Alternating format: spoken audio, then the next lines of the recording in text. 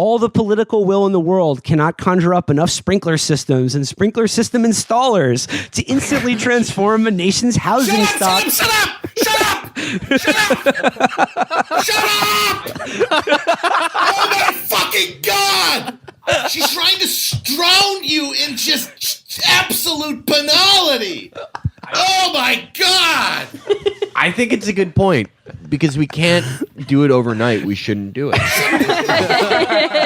It's a great point. Don't do anything. Unless it's instant coffee, I don't want it. That thing we all Oh my like. God. Okay, so there's this guy, John Ralston Saul. He wrote a book called Voltaire's Bastards. And the basic point is that Enlightenment rationality started off as like a way to banish the mystic tyranny of feudalism and allow people to organize their lives with reason and logic instead of appeals to superstition. But over time, it became an edifice of justifying the rule of entrenched elites and the managerial class who have absorbed those sort of types of reasoning. It puts this patina of logic on just a huge mass death machine. I mean, and Meghan McArdle is just like the single person embodiment of that thesis, because all they want is these fucking trade-offs, and everything needs to be reasoned out and rational. But at every point, it is just a way to stop people from thinking about how the present order of things is insane and bloodthirsty and cruel in a way that it doesn't have to be. Matt, get your wallet ready to bite down on, because it's going to get so much worse if you haven't read this. All the hands in the world, all the toilet paper in the world, it's not instantly going to take all the wet shit out of my ass. So, you're dreaming about a utopia where I'm not walking around just dripping acidic brown diarrhea all over your floor. Well, okay, I'd like you to show me a better way. Sarah, how familiar were you with McArdle's oeuvre before her latest take? Enough to not be surprised that she published this. Okay. So she continues. This, however, is only a quibble. If Grenfell Tower could not have been saved, there are surely other buildings where fire will soon occur that would benefit from. I'm not gonna get to the point. Yeah, I can't take this. That made me so mad when I read this. It's like she started out thinking, I gotcha. It would have taken time for the sprinklers to have been installed, and then realized, oh wait, no, other buildings. Fuck it. I'll just power through this to my next stupid fucking artifice. I'm Dr. Manhattan. I don't see time in a linear path. I'm really glad she could explain this to me. Matt, bite down on that wallet. She says, it may sound heartless to discuss life-saving measures as a calculation, but the fact is we all make these sorts of calculations every day about ourselves of course. and others. We make them in a way that enriches some and kills others, and we're okay with it. You're okay with it. We get that. Consider the speed at which you drove to work this morning. I'm not kidding. No, go on. I want to hear this. I gotta see where she gets. I'm not going to be listening for the while. No, Matt, just listen. Come on. Are you afraid you might learn I can't something? hear this. It is like needles under my fucking skin. Have you been triggered? This is the thing about how you can't. Everyone can't drive 25 because it would make no one would die in car crashes, but no one would get to work on time. Right? Yeah, that's exactly it. Yeah. Okay, good. So we know. Good. We can move on. Okay. We are in a situation where all of the brightest fucking minds of the media in the quote unquote first world are creating ways to make unpeople whose death won't trouble the masses. Right. Whose massacre and whose transportation and whose illegal detention, arrest and detention will not trouble the mass of people. And the way to do that is to take them outside of the generally conceived of notion of a human being with human rights. And that is why these fucking hair-splitting scumbags trying to actually Trump's obvious fucking dog whistle Nazism about animals are doing the work. They are indistinguishable from the fucking Julius Strikers and Alfred Rosenbergs of the 21st century. They are doing the work of the people who want to create new categories of unpeople to be disappeared and eliminated and destroyed without anybody batting an eyelash about it. And that, because if you really think that fucking precious distinction that you want to fucking point out on Twitter between the MS-13 and, well, you know, he didn't specifically refer to all, but who is being arrested? We know who's being arrested in these fucking ICE crackdowns. They're dragging dads out of fucking hospital wards where their kids are being treated. We know who is going to fucking into these ICE detentions. Pregnant women, people who've been in America for fucking decades without any kind of brush with the law. We know that's what's happening. We see it every fucking day. And they want to say, well, when he says animals, he's not referring to them. And yet those people are getting the same fucking treatment as these MS-13 quote unquote animals. Yep. So what is the distinction meaningfully? Yep. And there is no meaningful distinction. Yep. And that is why it matters. And that is why anyone who wants to fucking parse this shit is doing the job of the future genocidaires. Yep. The fucking future Rwandan hate radio people who want to fucking cut down the tall trees and smash the fucking cockroaches. By the way, look forward to Barry Weiss's tour of colleges coming up next year. Cut the tall trees 2019. Like to sort of like if you see like to respond to the charge that like the alt left quote unquote is the one who, you know, wants to make common cause with racists or, you know, make a separate peace with, you know, fascism or whatever, or like doesn't stand for like against racism. Don't even respond to it. Like I know it's galling, but like you have to understand like what these people are doing, which is they have nothing. They have nothing. So just keep talking. Well, I mean, they have nothing in terms of an argument or a coherent worldview or a useful praxis, but what they do have is they are speaking on behalf of a hegemonic liberalism that is going to get us all fucking killed. It's got a lot of money. I agree, don't talk to them, but because they're distraction from the real fucking problem, which is that fascism arises because of the collapse of institutional legitimacy of liberal institutions. And that's how we got fucking Trump. It's how we're going to get what's coming next after him that's going to be even worse. Because if you think there's not going to be more ecological and economic catastrophes in the future that liberalism is wholly unsuited to fucking deal with, and that failure is not going to lead to fascism filling that fucking hole, you got another thing coming. And that's what these guys are. These guys who marched in Charlottesville, these are the people who are aware of the unspoken premise of this sort of zombie neoliberalism we're living in, which is that we're coming at a point where there's going to be ecological catastrophe, and it's going to either require mass redistribution of the ill-gotten gains of the first world or genocide. And these are the first people who have basically said, well, if that's the choice, I choose genocide. And they're getting everybody else ready intellectually and emotionally for why that's going to be okay when it happens. Why they're not really people.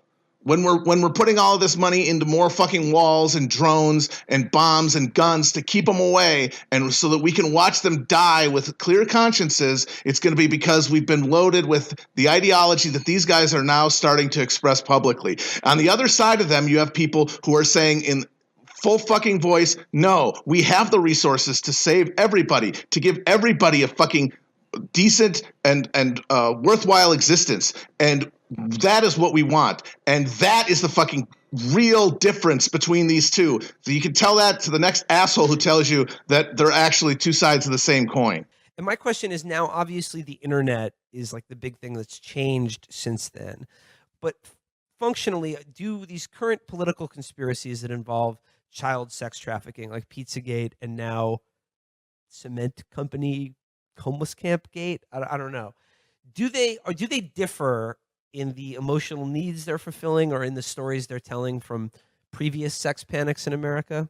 I do think they're different in one meaningful way, and that is that they're a symptom of the fact that now we live in an era when everything is bad, and you have no real way of fixing it, and you can't even make sense of the world around you. I mean, everyone's immersed all day in facts and in media and streams of information, but I don't think anybody listening or anybody in this room can realistically say that they know what's going on. It's like trying to drink out of a fire hose. So what these people have done is they have basically they've gamified reality. They've basically realized if I can't make sense of anything, if I can't really have a way of telling one thing from another in terms of truth, well, I'm going to be proactive. I'm going to make my own shit. I'm going to do a collage and I'm going to make it entertaining and interesting. I mean, what did Roseanne Barr say about why she liked QAnon? It's like a movie. You're making a little movie where there are all these horrible, sinister forces just outside. You get to be like in a weird Pynchon novel or something. It's excitement, and it's a way to make sense of the world and also make the world sort of an immersive game that you can figure out. Well, and it's like, why not? What better way to be is there in the 21st century than that? Yeah, that's true. Like incels, they used to just all join the Navy. Like the British Army, the British Navy was just incels. Yeah. They were on the sea for 12 years. Yeah. They never saw women. Those are your incels. And They would fuck each other and then lime barrels. yeah, they would fuck each other, and then every time they saw like, oh my god, this is a beautiful bird I've never seen before. Let's kill this piece of shit. Just punching rare birds to death. There's that story. The Dollop did a story about this in the dodo, 19th yeah. century. No, this is a different one. Oh. In the 19th century, a British merchant ship or something found this island off the coast of Australia, way off the coast of Australia, and it had like 1 million penguins on it. It was just the entire ground was basically nothing but penguins, and they just immediately started murdering them all. Like the thing is that they couldn't eat them. They're not really good food. They just started murdering them. And only after they just started murdering them, they figured out, oh, we can put them into a giant press and turn them into grease that we can use to light candles. Oh my And it's not as good as whale oil or anything. It's basically get it's to like kill birds. It's the ditchweed of flammable, material. But we get to kill all these birds. These birds who play little jokes on each other and have a little society, we get to flatten them. Holy shit. We get to just run around because they're not scared of humans. They've never seen them before. You can just walk up to them and club them all to death. And they did that. That had to be the best day of their lives. Oh my God, can you imagine? It's like a real life Grand Theft Oh Auto my where the God. cops never show up. Finally, my last loser of the year, human civilization. Yeah, the United Nations released a report this year showing that the world's economies have about a decade to drastically reduce CO2 emissions before it leads to irreversible climate catastrophe. Coincidentally, 2018 also posted the highest carbon emissions in human history. Now, the Trump administration has shown themselves unwilling to confront this reality, and the slathering maw of capitalism ever hungers for cheap fossil fuel, choking human civilization and the natural world in an ever-thickening carbon blanket that will likely end all life on Earth, but within the next century. But before that, we're likely looking forward to decades of violent authoritarianism, genocidal enforcement of borders, and eventually total social collapse, all of it overseen by a tiny segment of the ultra-wealthy, guarded by armed robots and hardened techno-bunkers, while the rest of us tear ourselves to pieces. It'll be an age of blood that will drown humanity and all the other poor dumb species held hostage with us on this smoldering, dying planet. So look out for that to be a trend in the coming years. Unless Congress gets cracking, huh? I mean, I'm looking forward to see what Miss Pelosi has with this New Green Deal committee? Green Deal, which Deal I don't really committee. understand. I don't know what's going on with that color because I understand blue and red, and that's Of course, about it. yes, those are the two big ones. Those are the primary colors. I mean, everyone knows is she that. talking about the Green Party? I mean, I don't think we Yeah. want Jill Stein involved in this. Unless you a speak chakra Russian. crystal for every Yeah, American. unless you can speak Russian, I don't know how you can communicate with those people. All right. I went into this movie expecting myself to have basically Felix's opinion of all this ridiculous mess and cultural mishigash over this. What a perfectly emblematic moment. We have this garbage Music and just this stupid sterile argumentation about garbage. That's so perfect. And that's what I was expecting to think. And I was, of course, also resentful of just the idea that now every film has to just be a superhero movie for it to get funding. So you just make good movies and turn them into superhero garbage. But I sat down to watch it. And I now believe that it is, I think, honestly, almost accidentally and not really through an effort of any of the filmmakers, just lightning in a bottle, a work of surpassing brilliance and a masterpiece. I think it is genius. I think it is brilliant. Michael Moore agrees with you. I think that there are two levels of analysis here that are incredibly sharp and illuminating and made me feel like I had taken an intellectual fucking enema. They just made so many things that felt kind of right outside the tip of my tongue to make sense. It just by exemplifying two phenomenon. One is it distillates the last 20 years of cultural conversation about what the Joker means as a cultural character, right? Because the Joker's been around forever, but only since like Dark Knight, the Joker's become a focal point in culture. He's a shibboleth for white male alienation, right? Like, the twisted idea, the idea, why should I apologize for the monster I've become? Nobody apologized for making me one, right? That's what the Joker represents. And this movie is about what that means.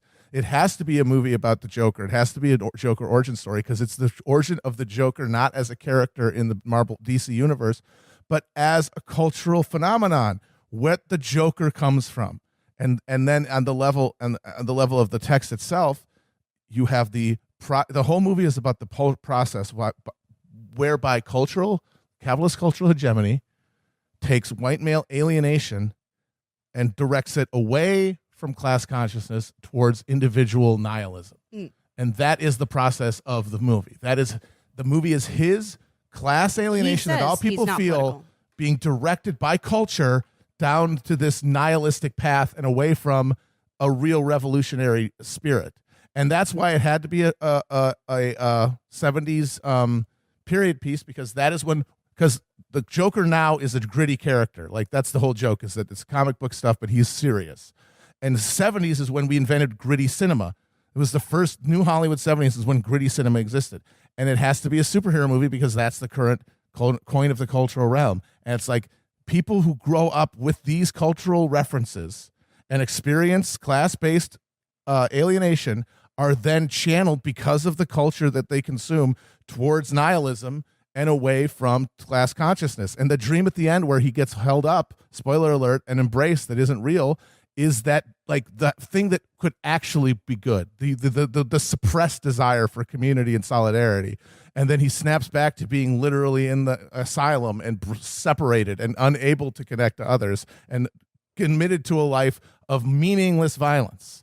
And then you have the fact that the liberals decided to tell people this movie is too scary. It's too bad. You're all going to become incel shooters if you see it. Don't see it. So, of course, all these guys go and see it because that's enticing. And now they can't analyze it about class consciousness because they've already been told it's actually about how you're an entitled white male who wants to be in charge and you hate women and minorities. And then you see the movie and you're like, well, I relate to a lot of this. It's also not what it's about, obviously. I guess it's about being a Nazi, and I'm a Nazi now because they're brainwashing. They're literally washing it and poisoning it by saying that shit, and they hope you'll take that message away from Matt, it. you've been talking They for an hope you hour. will. I'm sorry, I'm done. Like I said, I'm just going to say a few things, and that was one of them. I probably won't talk again for like 20 minutes.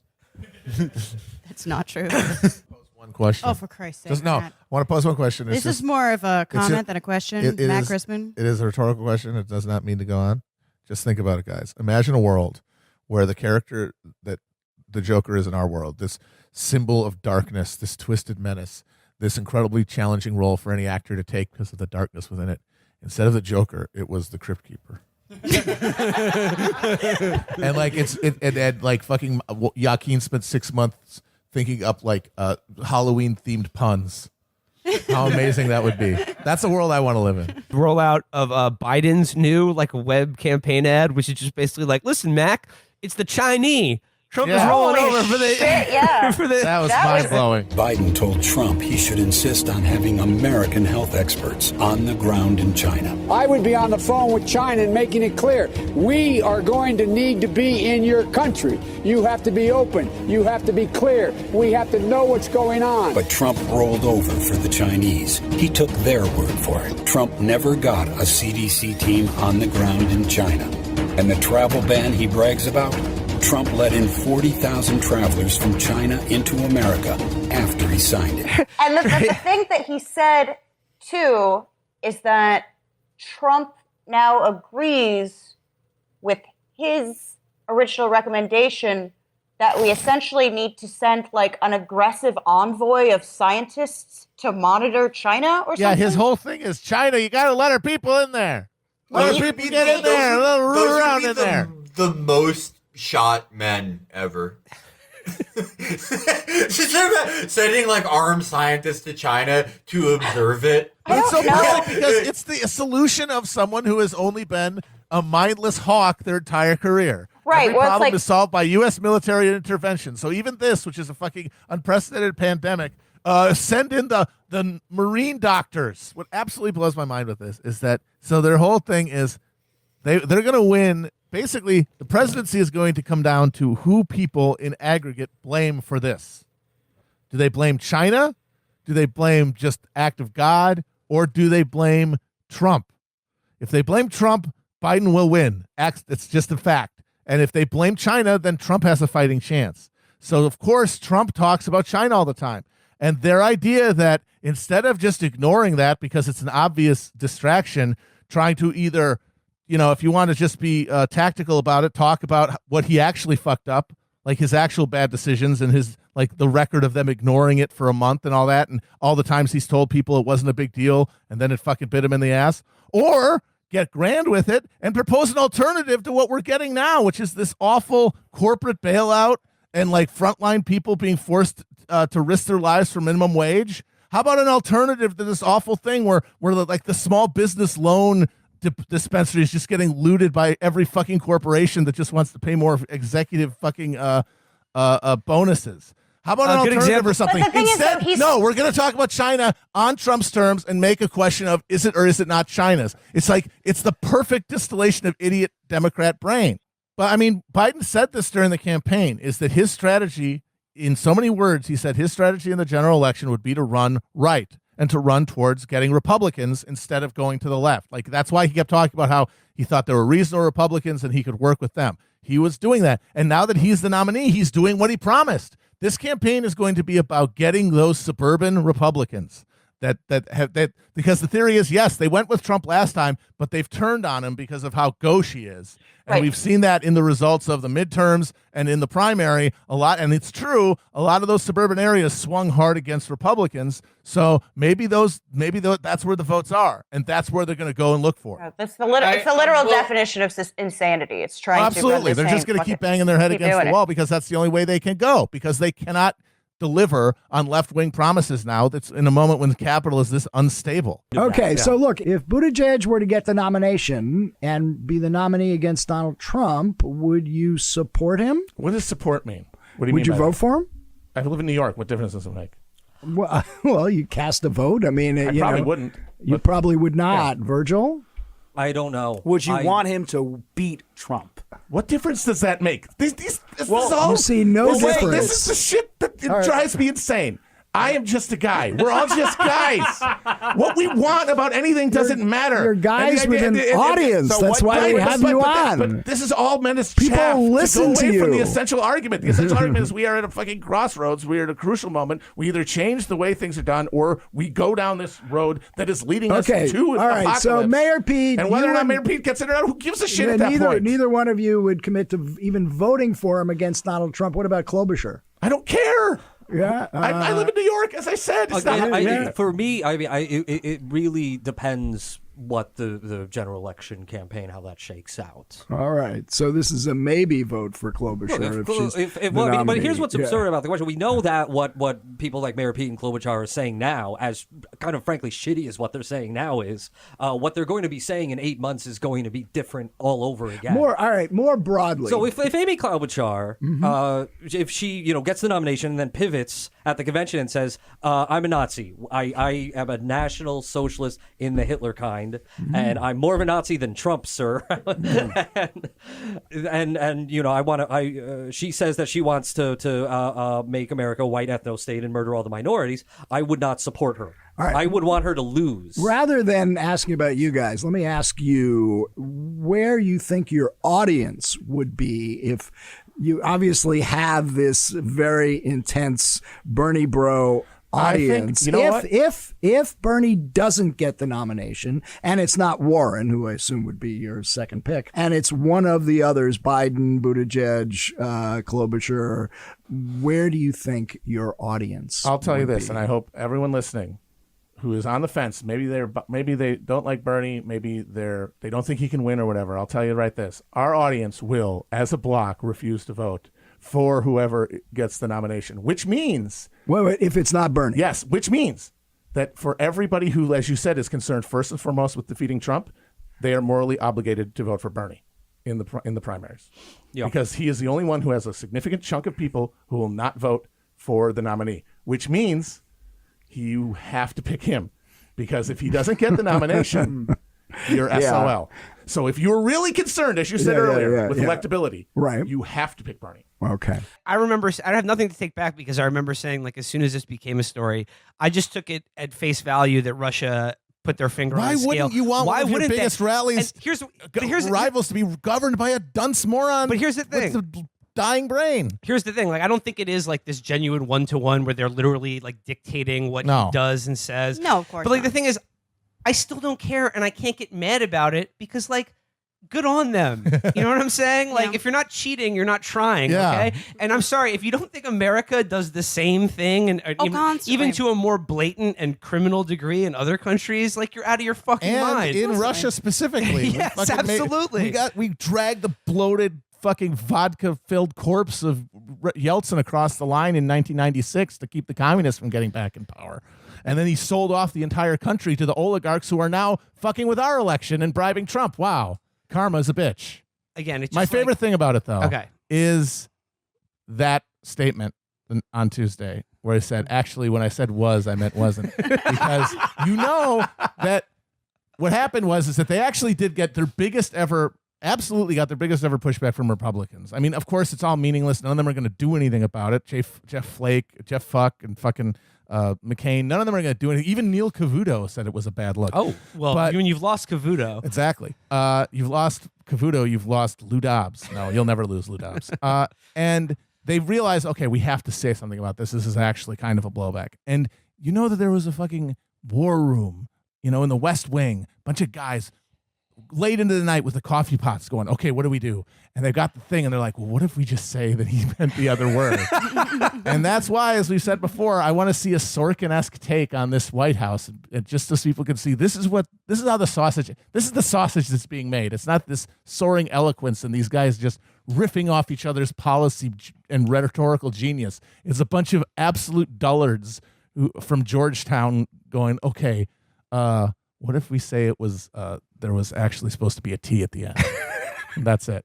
Like, okay, my main takeaway is like, and this is why I was just yelling at the screen the whole time. It was so stupid. It's so stupid. It's like, okay, I know we were stupid. Obviously, we're a stupid country full of dummies. It's like every current is pulled towards like just reassuring people of their ignorance and telling them that it's good so that they can, contribute to whatever, meat grinder of commercialism we have going. But motherfucker, having that guy up there being president, it was genuinely just, I didn't feel like I was in the real world. I felt like I was in a really heavy-handed 90s sci-fi movie. Well, yeah, this is... It's like a fake Simpsons film. You may remember me from such films as President Baby. Yeah, exactly. President Baby goes to China. As people have pointed out, it was literally a Simpsons joke 15 years ago. Yeah. Yes. When Lisa becomes president, and she says, I inherited a pretty big deficit from President Trump, and that was a joke. Yeah. But like the real feeling it wasn't just surreal. It was a surreality born out of the sense of all the humor that I enjoy has always been at like poking behind the facade of America to reveal what's really there by exaggeration. But now the exaggeration is real. Yeah, like there's no room for depth metaphor anymore. No, like Frederick Jameson said, like in like the late 1970s, that the era of depth metaphor, like psychoanalysis and Marxism was kind of slowly coming to an end, and now it really has finished. Shot the fucking head. There's nothing to analyze. No, anymore. It's like the whole of America has just been gilded. Right, and that's what's so freaky is because like people like me who feel powerless in general, like we get a little sense of power by our ability to decode. Right? Like that's where we can feel agency as well. All right, I'm being, manipulated by this machinery, but I can decode what it really means.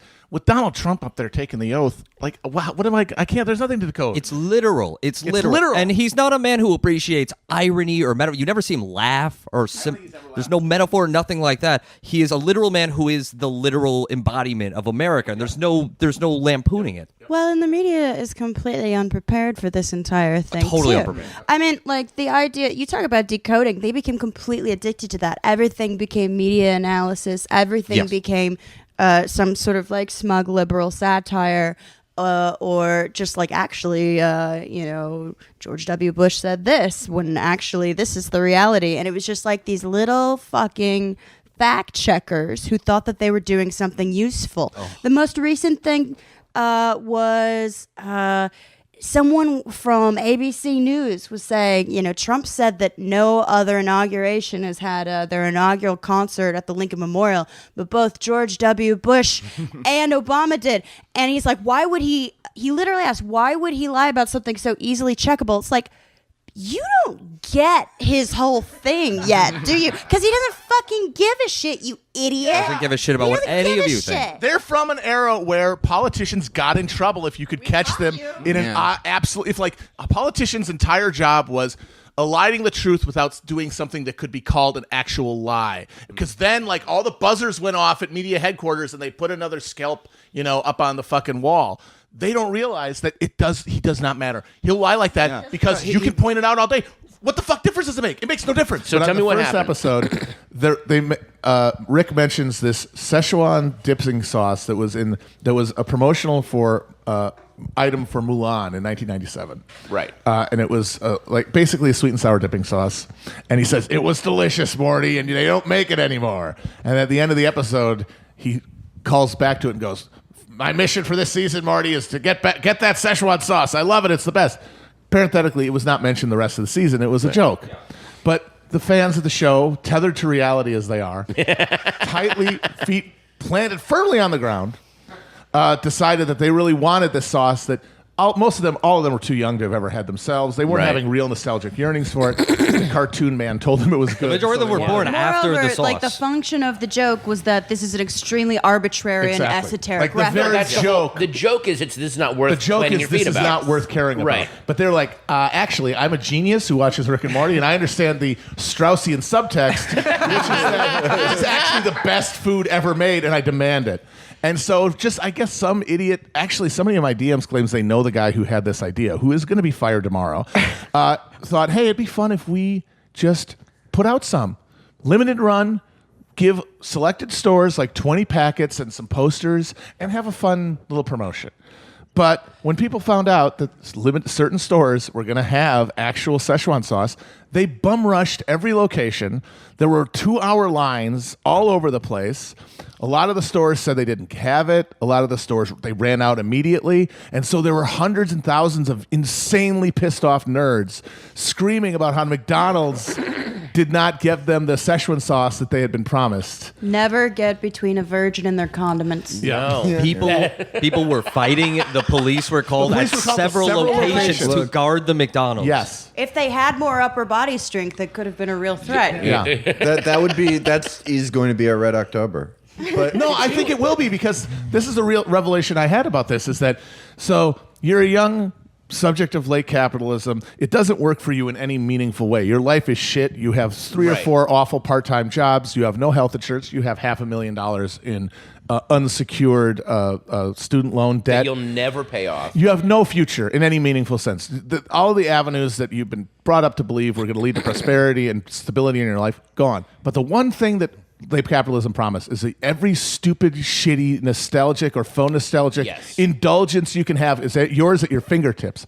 And my life is a fucking neoliberal hell, but I can't even get a fucking cup of Szechuan sauce? Yeah, exactly. Why the fuck am I still allowing the system to control me? We should burn it to the fucking ground. Yeah. I'll tell you one thing that I was not ready for after the first punch of the Rick and Morty Szechuan sauce gate was to then see Marvel ally with Northrop Grumman. Oh my God! Yes. Is going on? What the fuck? That's just what happened? That's Marvel announced a partnership with Northrop Grumman to create like a group of superheroes who were going to fight with the Avengers. And it's Northrop Grumman employees as superheroes. And it's like their power is the technology. People are doing mergers in fantasy world. I swear to God. And their powers would be the defense technology created by Northrop Grumman. And this isn't some like one-off thing like the Avengers meet Shoney Bear for Shoney's restaurant. Or when Spider-Man would eat the Hostess cookie in the back of the book. This is going to be an ongoing. Yeah. This isn't one of those host things like, how do we defeat the trickster? Well, Northrop Grumman, and then he's... we just drone strike the Green Goblin. Yeah, no, they literally, this is going to be in the universe. Yeah. We have new characters. But the thing is, it's really just this...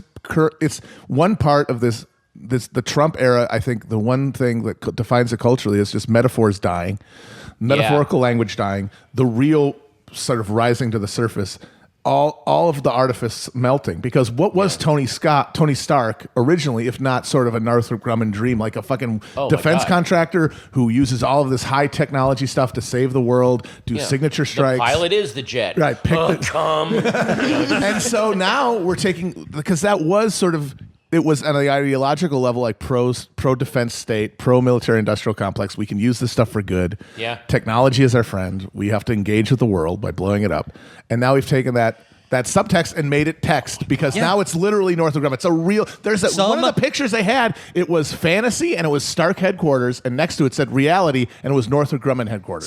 They fucking put that out there. Some lefty cultural critic who just handed in his big manuscript showing that the propaganda value for empire of modern comic books is just so pissed right now. Just threw it into a fireplace. Oh my God, wait a minute. What if... Hang on. Wait, I'm sorry. I might have been wrong earlier when I said that all this post-capitalism economic anxiety is defining our pop culture. Folks, we have a correction. I think, no, it is a lack of abstract thought. Trump, and you've talked about this, about he has no... there's no abstract thought. There's no... if they say we need transparency in the wall, he thinks you mean you have to look through the wall. So he's a hyper-literalist. Maybe that is what's going to happen. There will be no more irony or meta distance to anything. It'll just be right there. Yes. That's really what I've felt since he won, is just the dissolving of metaphorical language. Yeah. Like that whole allegory, all of that is dead. We just have this weird concrete background. Well, yeah, I mean, it's oval, so you can't really... Yeah. I mean, if someone's looking in the window... That one, I still think about that one sometimes. There's no George W. Bush said, you can nowhere to hide. And he's like, there's no corners or anything. If someone's out of the window... If there's somebody in the window... I mean, I guess I was in there, and he goes, well, he meant it all comes back to you. I understand that. It's a world... It's sort of like the invention of lying, only instead of we can't lie, we cannot use any kind of abstract language. The invention of metaphor. Yeah, we're all Amelia Bedelia. Oh, my God. I'm reading those to my daughter right now. She loves those. We'll get used to it. But Amelia... The line out of, you know the precincts, you know the people. I don't have to run it down. But the line was, I think it's sort of weird the way the left is just parsing every single sentence Elizabeth Warren has ever said or not said about Medicare for all. It's just a bit weird and frankly in bad faith.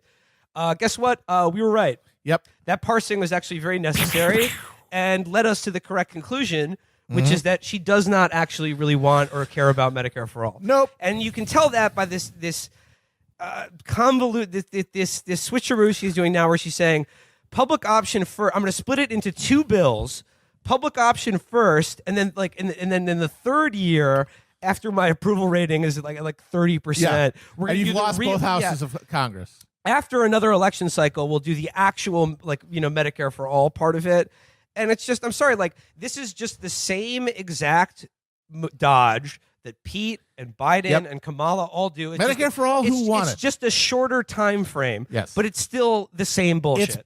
It's dangling the eventual Medicare for all bill as a carrot out on a string. Yes. It's always around the corner, but it'll never get there. You'll never get there from here. You build this, and it's Obamacare too. Remember when Obamacare was going to be the bridge to universal health care? Yep. It's always, we're going to set it up, and then, we're going to add this, and it's just going to be a natural progression. Meanwhile, it's wildly unpopular when it's passed. It's alienating. It's hard to understand. A lot of people don't get the benefits from it. They can't afford it. They get resentful for it. They're disillusioned by it. Then there's a huge backlash, and the whole effort is put back another decade, and then the Republican administration destroys everything that you built then, when you inevitably lose. It is really funny to watch the pundit algorithm attempt to rewrite itself after, for months, saying Bernie and Sanders are exactly the same on Medicare for all. It's ridiculous to imply that she's sort of half-hearted or slightly evasive about this issue, despite the clear fact that she is. Yep.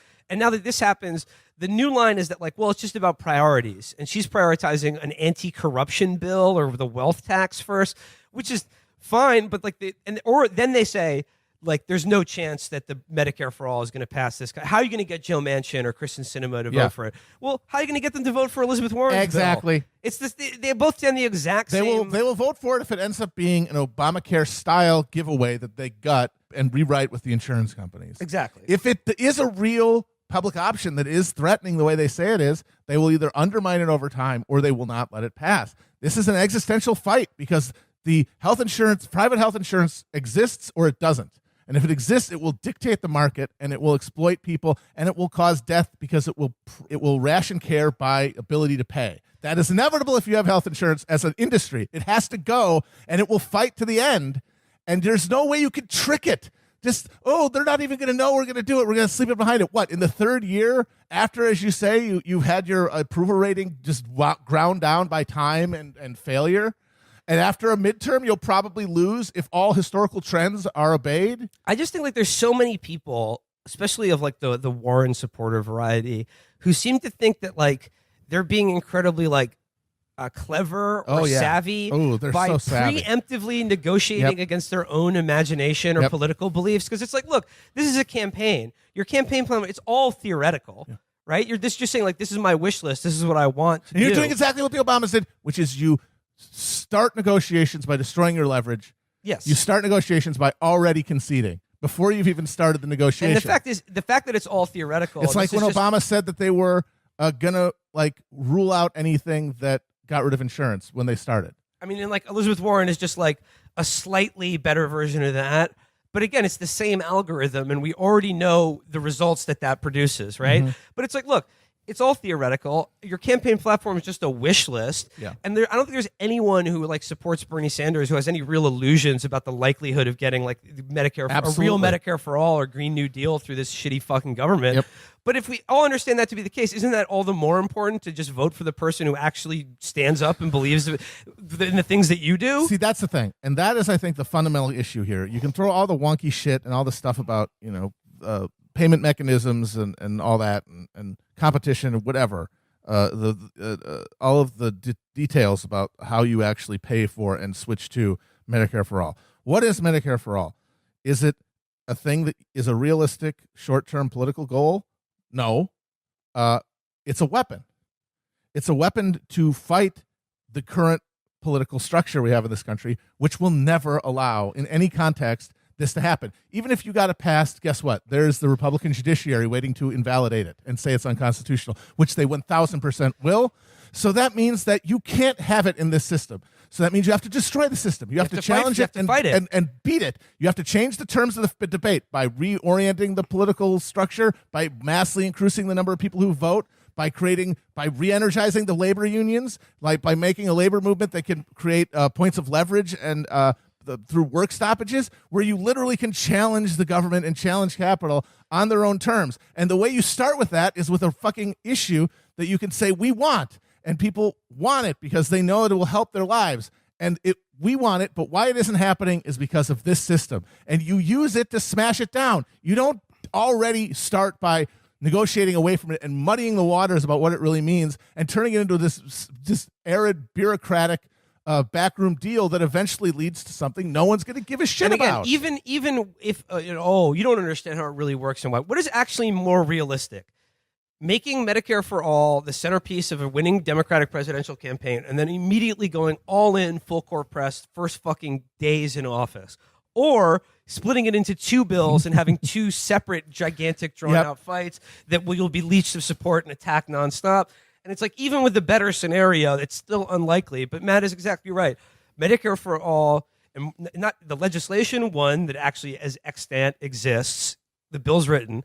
But this is the difference of the Warren and the plans thing. More important than that, it's a movement. And that movement is a weapon to attack the consensus that surrounds the role of private insurance in our lives. That's the number. You have to look at Medicare as an instrument for this, not as an end to itself. Because guess what? We're not getting anything through this. And that's what's so funny about these people who claim that they're so fucking savvy and that they're so fucking evidence-based and reasonable, unlike all these pie-in-the-sky dreamers and demagogues like Bernie. They're insanely naive because they still assume that this system can be negotiated with. They think in a Mitch McConnell Senate and a trumped-up judicial branch is going to let anything through. It won't. They have the points of leverage in this system. It has to be challenged and overthrown. I guess we're going to have to talk about this. The White House Correspondents' Dinner happened this weekend. Nerd prom. Gotta love it, brother.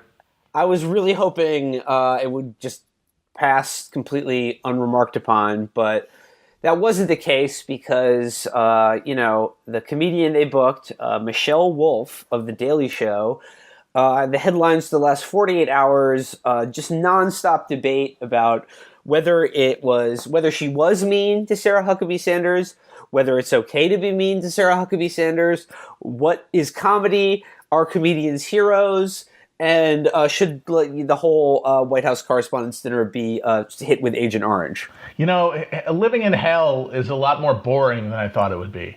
Yeah, this is a conversation that is designed to dominate everything on your social media and like in the news and the news media talking about itself and entertainment, and just like I want to turn it all off. I don't care. I don't care about any of it. It's just like anyone taking just like a really hard stance on any of this is just I just don't know what to make of it. Well, the most insane thing is that as they say on Battlestar Galactica, all of this has happened before and all of this will happen again.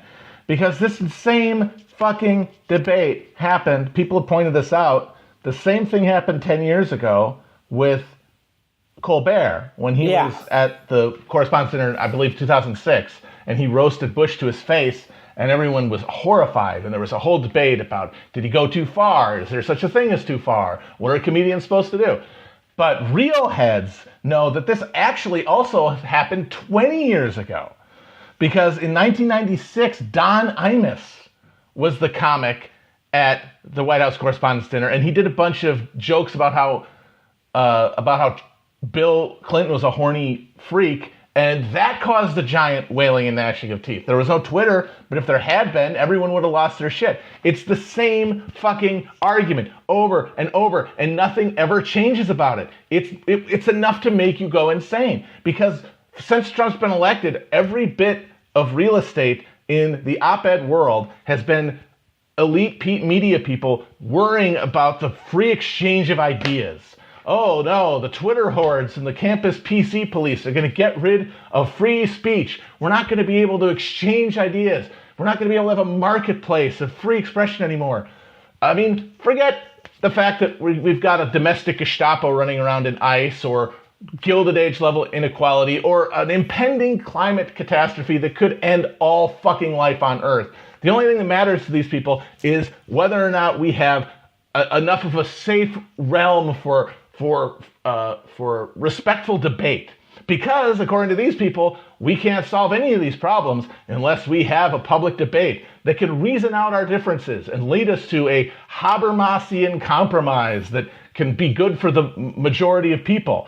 But this is a perfect example of why that's a complete fraud. We've had the same argument for 20 fucking years, and it never changes. And it can't change.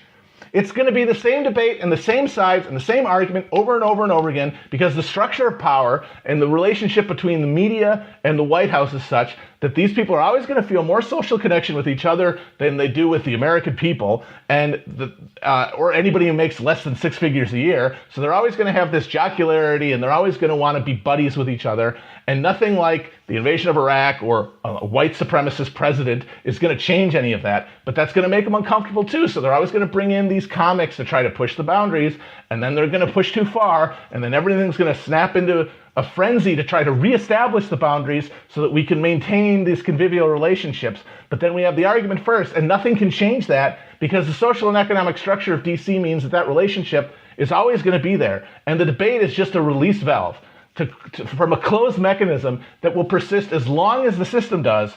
And so there is no exchange of ideas. They're not building to anything. The debate isn't creating any movement, and it isn't shifting anything. It's just totally sterile.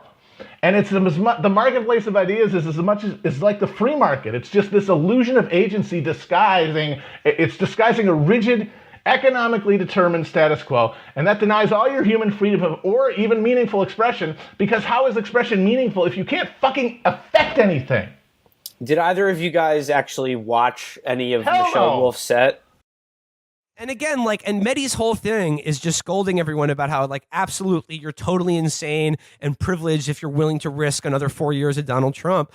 But he's just like, he's pitching to, I don't know, Democratic voters who are, like, could be on the fence if Joe Biden doesn't pick the right VP.